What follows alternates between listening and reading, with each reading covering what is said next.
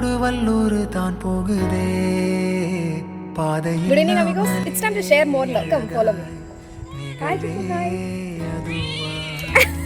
நீரின் ஆழத்தில் போகின்ற கல் போலவே ஓசையெல்லாம் துறந்தே காண்கின்ற காட்சி